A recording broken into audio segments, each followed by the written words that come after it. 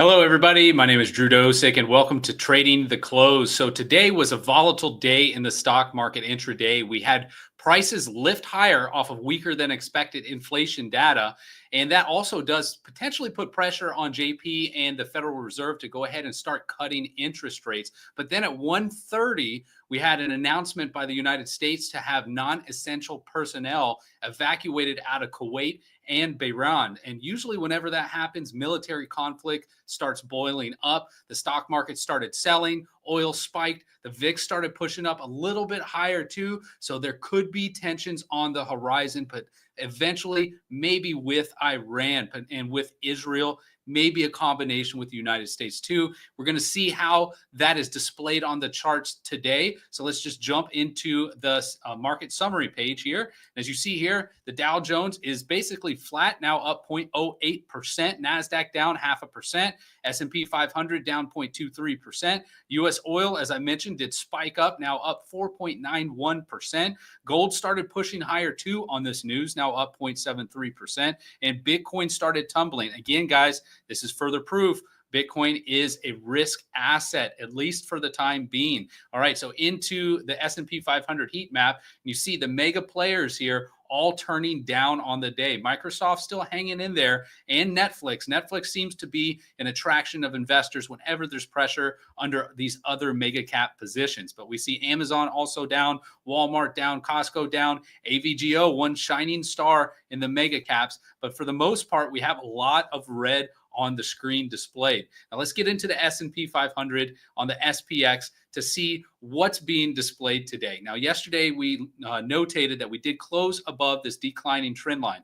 And I also hypothesized, I said, guys, are we going to have a very similar bull trap scenario right on top of this trend line, much like that occurred back here in February before the big sell? Right now, it's starting to shape up that way. Stay posted for the coming days, especially if any further conflict develops in the next day or two, maybe even overnight tonight. But let's jump into the 10-minute chart and see where price action did bottom out. So I did mention that announcement was made this afternoon at 1:30. We could see here the charts illustrated and foreshadowed to us, albeit a small topping tail. There was a topping tail registered at 1050 this morning. Since then, price never came back up to this area. So we sold off, bounced up into 130. Then that announcement came and price sold off straight down into that declining trend line that was used to isolate this bull trap right here. So far, that area is being respected. We'll see if that leads into tomorrow with a gap down underneath it, or if we continue to consolidate right on top of that trend line. But seriously, watching this area like a hawk to see what the future price movement is going to be for the S&P 500. If we break that trend line, we're coming down here to support at 58.21. Into the Qs. The Qs here were marching higher, and then that news broke, and then we started selling off there as well. Did not reach the major resistance of double top here at 540.81. We'll see if that happens in the next couple trading days, as tech still is hot and getting a lot of inflow of capital. Into SMH. SMH, also a similar situation as the Qs. What a wonderful move in diagonal incline up. But these sort of moves usually result in a sell-off and correction, at very least consolidation. This is just overdone in the near term. You can see here we've got 3, 4, 5, 6, 7, 8, 9 candles basically straight up from this pivot low created on May 25th. If we do have price selling enter the SMH, we will be having support down here, 246.54.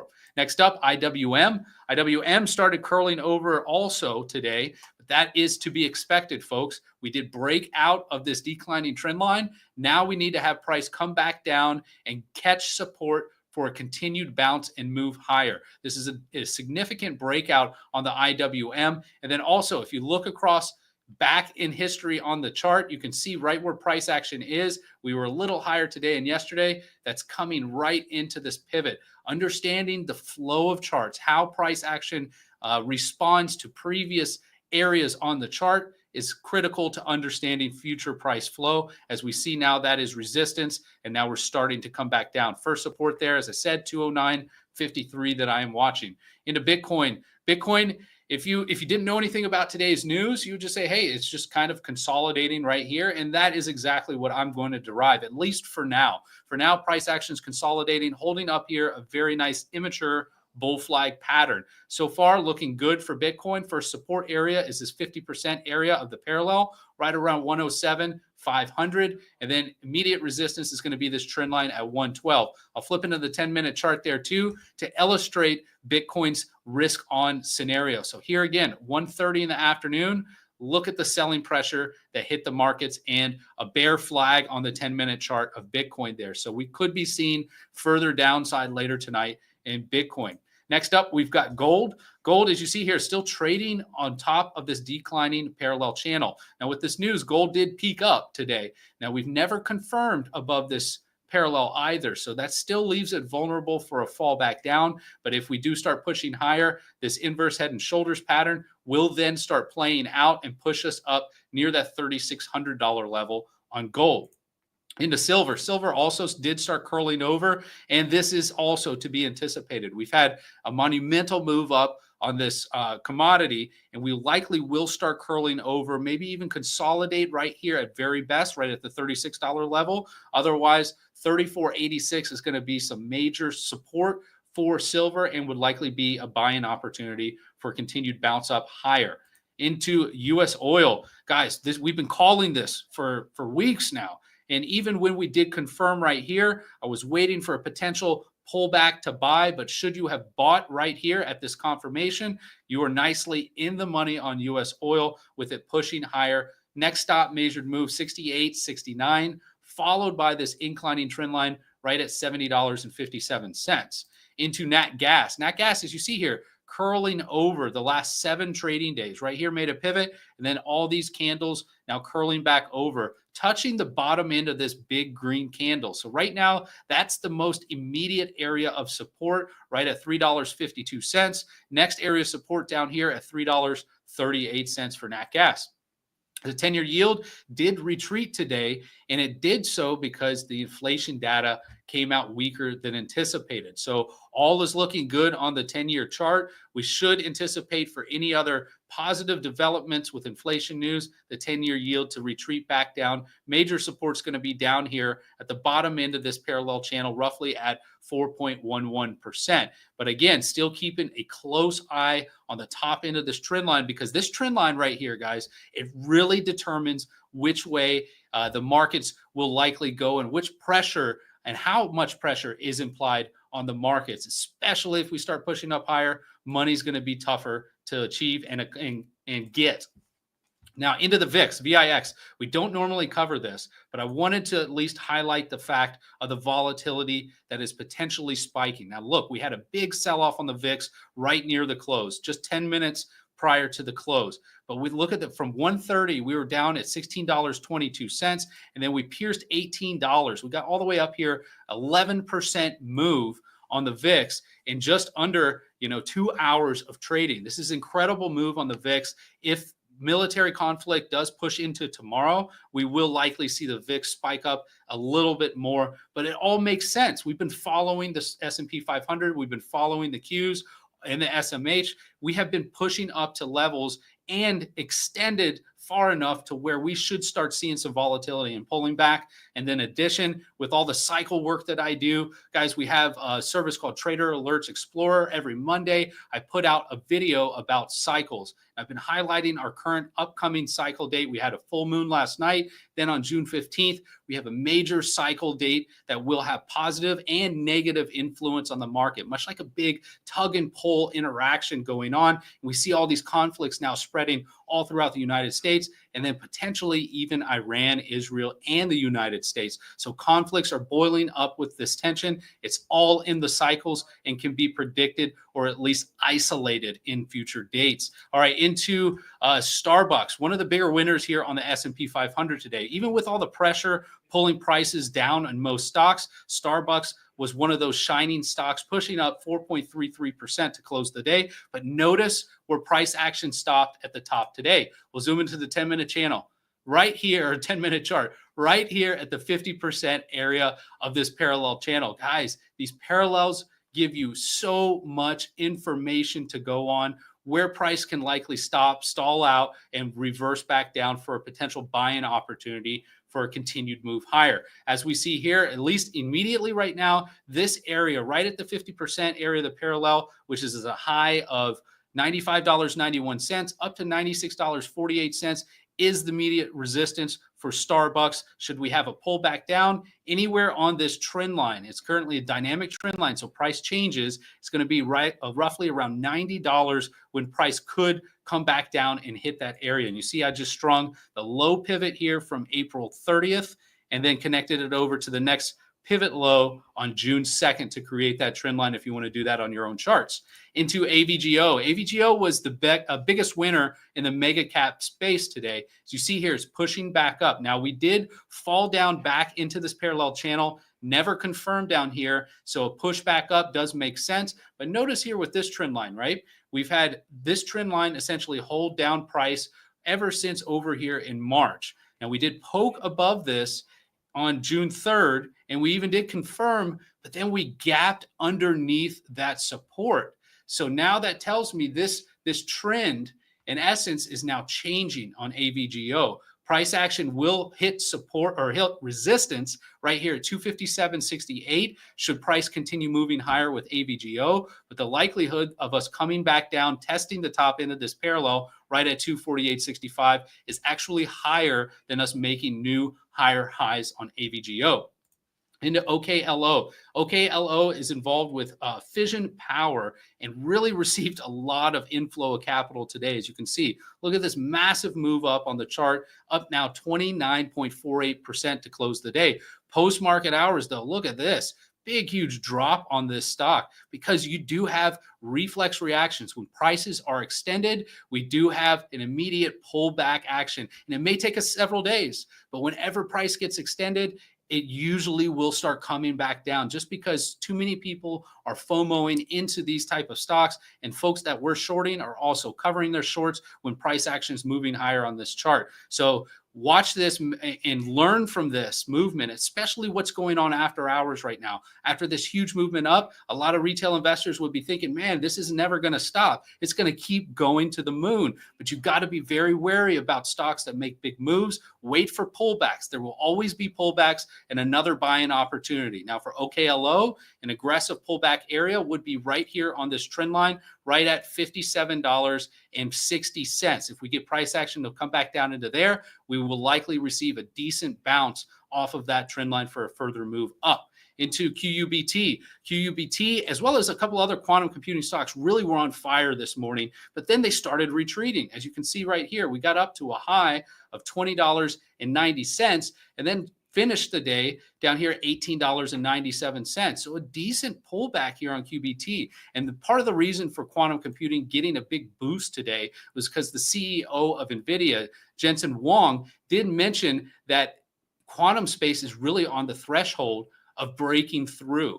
And this is very different narrative than what was said 6 months ago when he and Mark Zuckerberg were kind of smashing quantum stocks, saying they're 5 to 6 years out. There's no reason to be investing in this sort of technology right now. They don't really have anything that's going to work. So why invest the money into it? But I think that was almost, a contrarian play there for companies like NVIDIA and Meta to start picking up these other quantum stocks on the low when that price started to drop after those two big heavyweights made that announcement. And so far now he's starting to say, yeah, we're on the threshold, price is moving back up, and they could be selling right into everybody else with this sort of announcement. All right, so what does that leave us with? So now, just like with OKLO, wait for a pullback.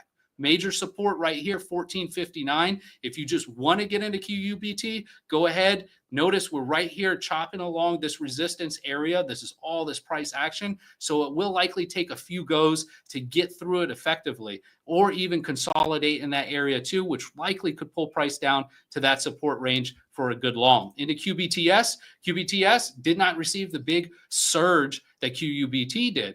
But if we look back further on the chart, it kind of makes sense. It already had its surge. And that surge played out, got rejected, price came back down, didn't quite get all the way to my support level of 14.46. It got as low as $15.15 before bouncing back up. So this news almost was baked into this chart because of the massive move that already occurred. Now let's look at another quantum stock with Rigetti. We did not have that big of a move that was experienced on QBTS. So Rigetti did pop today. You can see it's up 11.39%. Nice move on that stock. However, it was much higher. We were up here in the $13.50 range before pulling back down underneath this inclining trend line that we see displayed on the chart. So far, what does this show us? This is a move down and sideways consolidation. That's a bear flag. So this is kind of giving mixed signals. Either we're going to break out above this trend line or we're going to come back down lower. And if we do come lower, $10.08 would be the area that I would start nibbling on a long play with Rigetti for a swing trade, for a potential move up to tag this resistance at 1420 as well as 1594. Now, I do think in the long run, companies like Rigetti, now whether or not this one will be a winner in the long run too is still to be found out. However, these companies, once they've had so much money inflow for research and development, the winners will really excel. And I'm talking about pushing way higher than this next major resistance up here at $20.37. So if you're a long-term investor, I don't blame you for trying to pick up some of these quantum stocks, the some that we went over today, and just hang on to them for the long run, because in about 5 years, these will be ripping. And it may even be sooner than that, as the CEO with NVIDIA mentioned today. All right, guys, so that wraps up Trading the Close. Thank you guys so much for tuning in today. We've got a short message from our sponsors after this, but thank you again, and I'll be back here on the charts with you guys tomorrow. Y'all have a great day. Hey guys, Lawton here with Verified Investing, here with another video for Blofin. Now, Blofin, for those of you who are unfamiliar, is the exclusive crypto exchange of Verified Investing. Not only is it great for going long and going short, you can have leverage up to 150x.